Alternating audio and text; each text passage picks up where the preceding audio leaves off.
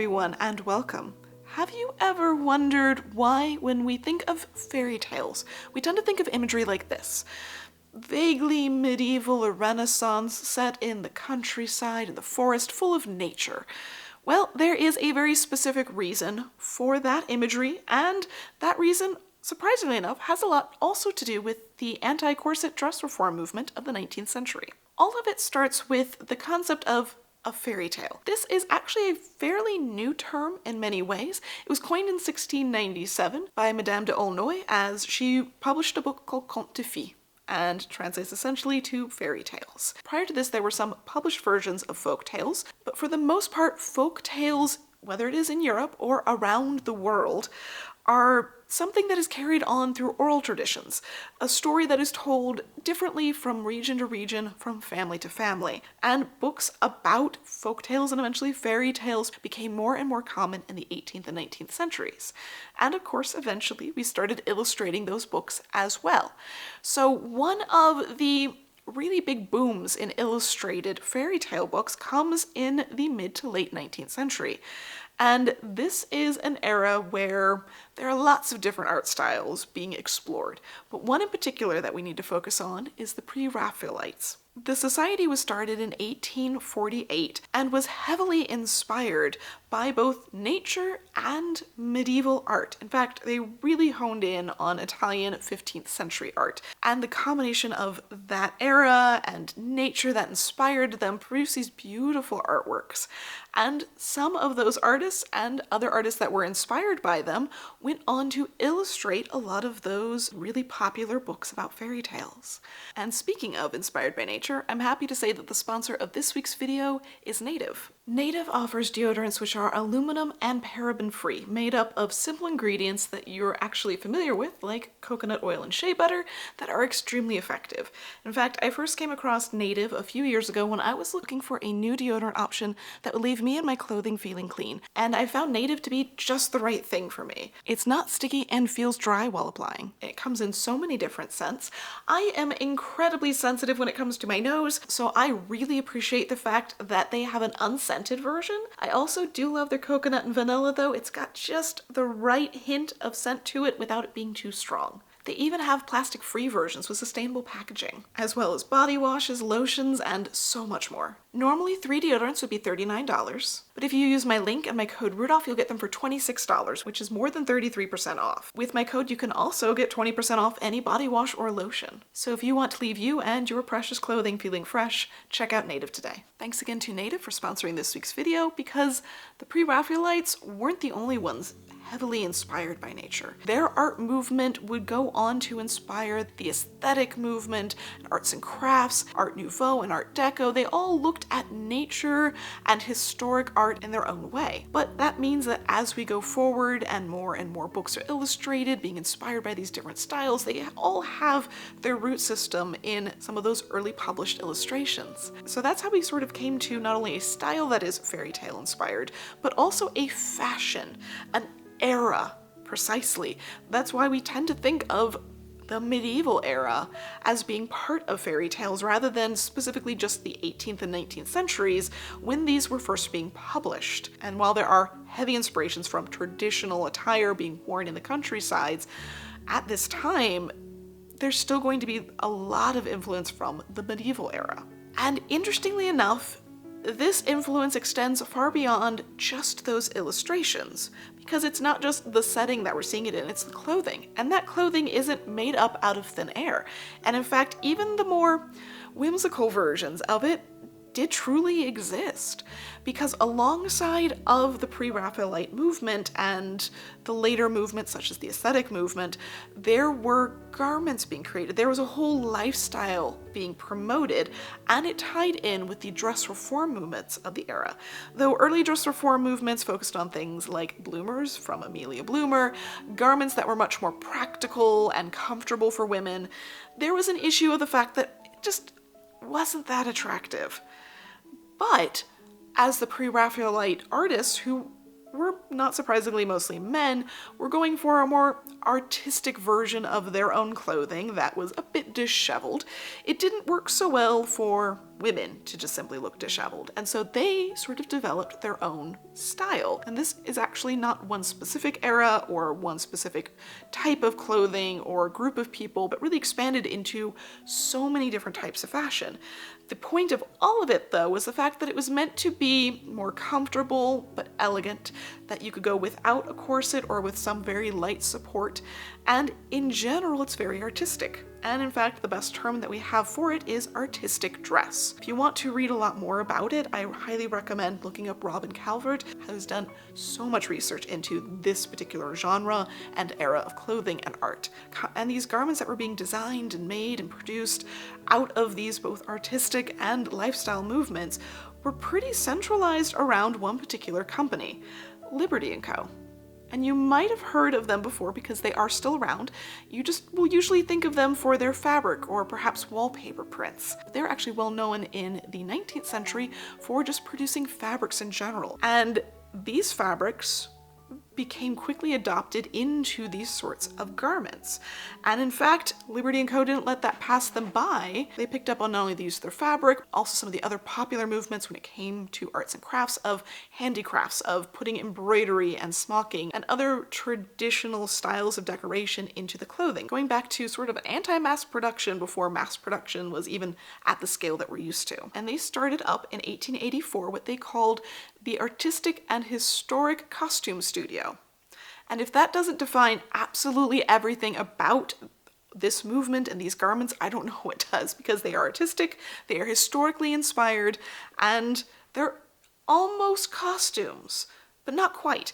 They don't fit into the era that they exist in, but they are heavily inspired by so many different historical garments. It's sort of a mishmash of different things. And during the time that that studio operated, which was for quite a few decades, there are garments into the 19-teens that survive and produced this gorgeous variety of different types of draped and smocked and embroidered garments that are nearly ethereal. And it's all of this that I sort of stumbled upon when I wanted a project just after coming back from the cruise and having done all of this 1920s attire. I wanted something that was relatively simple but felt personal, but was also practical. And I know I was giving myself a lot of requirements for this garment, and I ended up settling on something that I could wear around the house. Essentially a house robe, but in an elevated sense. So I ended up finding more and more tea gowns, but I didn't want something quite as elaborate and historically specific as tea gowns. I didn't feel like I would just be able to throw those on over whatever I was wearing and swan about the house in quite the same way. They felt like still a little bit of effort. And I ended up coming across more and more of this artistic dress movement. Whether it was the German version or Scottish or English, there were so many different variations on the same theme. And there was a style that I kept coming across over and over, where it was a tea gown-like style, but it doesn't have closures. Some of them have higher necks, but could be made easily with a lower neck. Because I'm not fond of really high-collared things for comfort, I wanted something. A lot of them have loose, unfitted sleeves, and just generally these seemed not only incredibly comfortable, but also elegant and flattering, and something that I could literally put over my regular clothing, whatever it was I was wearing, for a little bit of added warmth and elegance. And I ended up settling on a style akin to these, but I realized with doing all of this research that I wanted more. I wanted not just this robe style, but I also wanted to spend time with smocking. I loved the smock dresses and blouses that were coming out of Liberty & Co. And I really wanted to try my hand at that skill. It's not something I've done before, though it didn't seem too daunting. And I ended up sort of mashing together a design of a smocked dress that had the puffed sleeves and the design work around the neckline that I wanted, that really just absolutely screams fairy tale to me. And I realized at that point that with the fabrics I had chosen for each one and the designs that I had chosen for each one, I basically had put myself into the situation of creating a fairy tale villain and a fairy tale heroine. So this week we're going to be covering the artistic dress of the villain, and next week I'm going to be getting into the very complex smocking of my heroine's gown. In the end, I get to try my hand at a more artistic photo shoot inspired by all of these fairy tale illustrations of the 19th century. The first step was looking at the general silhouette of most of the garments that I was seeing. Shoulders were where they normally sit on the body for modern clothing, not dropped off the edges or way high up. Generally, most of the gowns were fairly fitted onto the body despite the fact that they have a lot of looseness. I suspect there might be a support structure underneath, or perhaps it's just the fact that the bodies underneath these are normally wearing corsets. Though the artistic dress movement kind of went against wearing corsets that were at least heavily structured, that doesn't mean that the women that wore these things never wore corsets or that there isn't some sort of other structure underneath. In fact, there likely was a lot of boning or something in the bodice area. But for the most part, these gowns seem to sort of flare out towards the bottom, plenty of room for movement and walking, and hit somewhere around the floor length. Some do have trains, and we'll figure that out as we get there. But though the sides are pretty well swept in and back out again, there is a fullness that is allowed from the front to the back. So that is what I wanted to account for next. Both the front and the back have these large pleats pretty commonly. And these are akin to the 18th century pleated gowns that we're used to seeing. And that gives the room necessary in order to move, walks, all those things. So these pleats, front and back, give us the fullness that we need and the general shape. The next question is the neckline. A lot of the gowns have a higher neckline. This is not something that I wanted purely because of comfort reasons. I wanted this to be able to go over different garments, some of which will have higher necks, some of which will have lower necks, and I wanted something a little more comfortable. So I settled on one of the other neckline styles that I was seeing mimicked in different places, which is essentially a square shape. This is something that I could put a high neck under. I could then build one of the embroidered bodices to go over. Really common for a lot of gowns in the artistic range, but not quite what I wanted to do for this just because of practicality and time. So I decided to stick with the square neckline, both front and back, because that is actually one of my favorite necklines and one of the ones I'm most physically comfortable in. So far we have this somewhat fitted shape with fullness in front and back, which means that I'm going to need something, either a lining that is fitted underneath, in which case it's not going to be adjustable, or I'm going to need some sort of belt. I think what I'm going to do is an internal belt, so that way it won't be visible, but I'll have belt loops in a few places. I'll talk more about that when we get to that step. For the sleeves, I wanted something, again, relatively loose and unfitted. Something that was perhaps cuffed here at the end, so that way it would just push up far enough and catch on the arm, but would still have enough room for whatever sleeves I needed underneath. I wanted the full length rather than a partial length purely because of comfort in terms of warmth. And I think because of the fullness, I'll probably just do pleats, which also mimics the sort of 18th century vibes that I'm getting off of a lot of some of the design elements of this garment. There's definitely vague medieval vibes, vague 18th century vibes, without necessarily being of any particular era. And I think that's one of the reasons why I really like it. It's meant to be a historical reference to other times. And I kind of like that idea. In terms of what that means for pattern shapes, I have a feeling both the front and the back are just generally going to be the actual width of the fabric, and I will start off by pleating them down and then shaping out the sides. You flare in and flare back out again, and then taper all the way down to the full width on both sides. I'm planning to make this flare the same for both the front and the back. I don't feel like I have to make it more complex than it needs to be. And there will be a little bit of a curve under the arms to get up to wherever the neckline is. So the back of the yoke will actually be higher than the front. I have a feeling I'm just going to make this essentially straight pieces that I will figure out how they overlap or join up on the body, whether it is a mitered corner or flat across.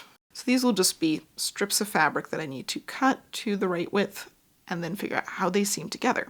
As for the sleeves, same sort of deal. I don't need crazy shaping. They're going to be pleated in both top and bottom, so I'm guessing it's going to be about half the width of the fabric, but we'll find out.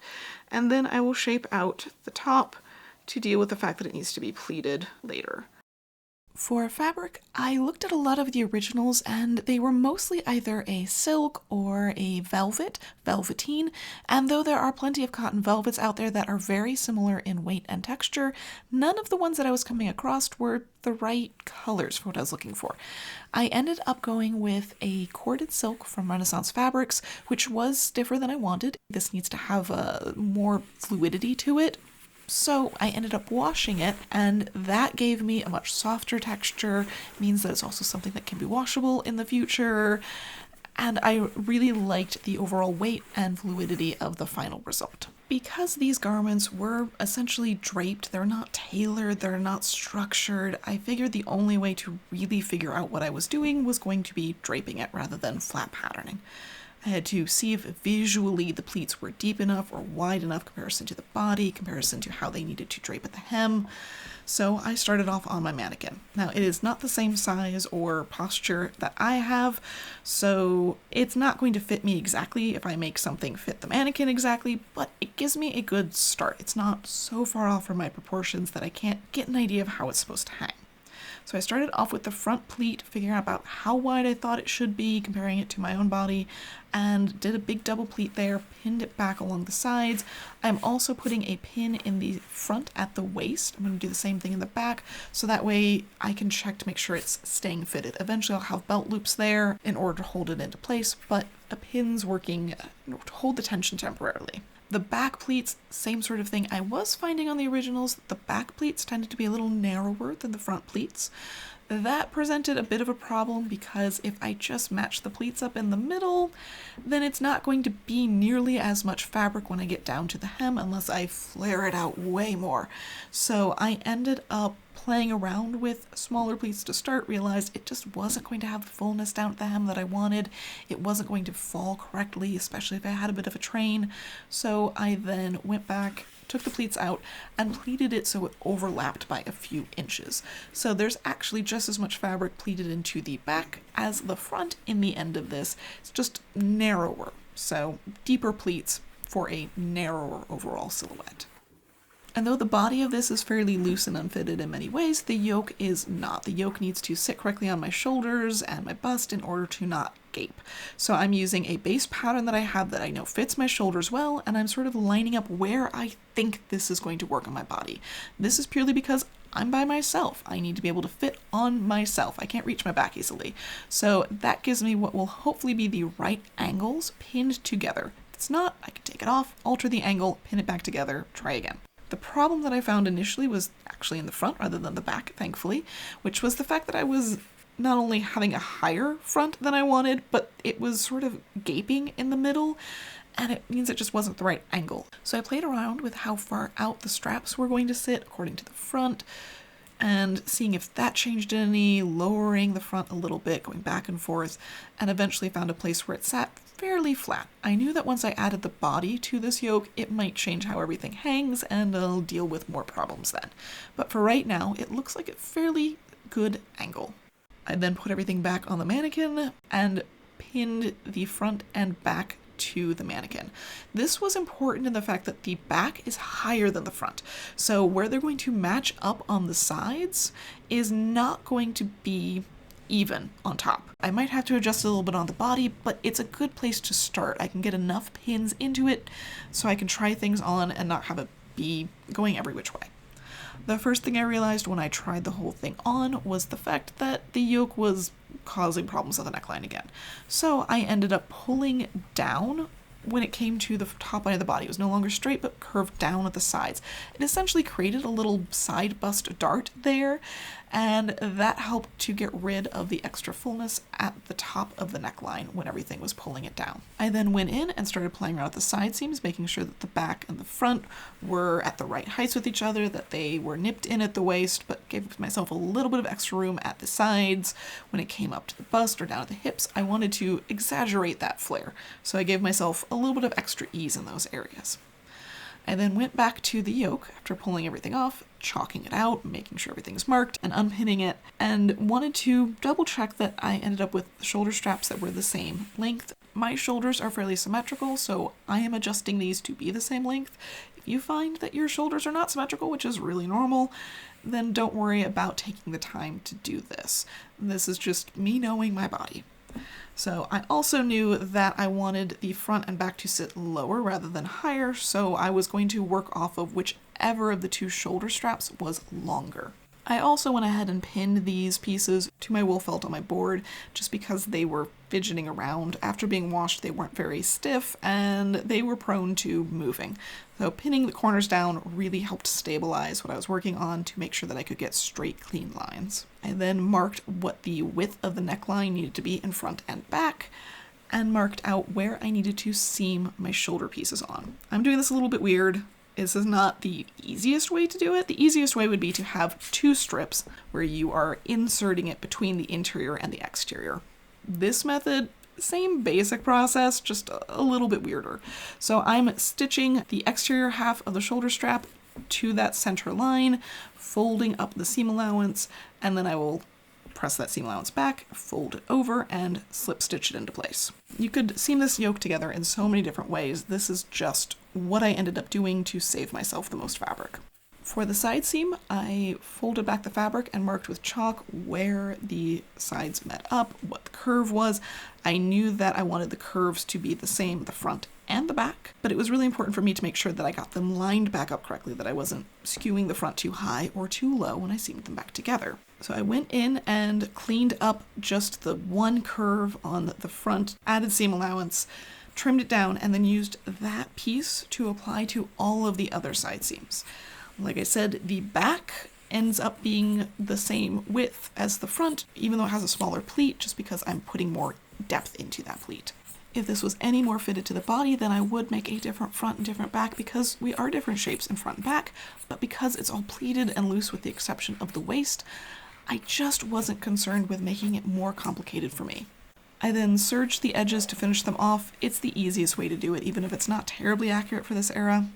And seamed up the sides, left it open just a little bit at the top because I wasn't sure how low I was going to go on the armhole. Ended up seaming it the rest of the way up in the end. And then I seamed the yoke onto the front and to the back.